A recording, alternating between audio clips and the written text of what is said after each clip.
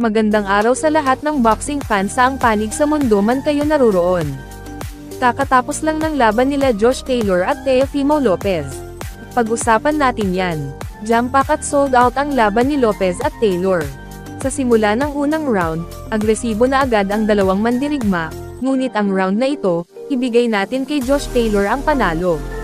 Round 2. Ginamit ni Taylor ang kanyang signature na left hook.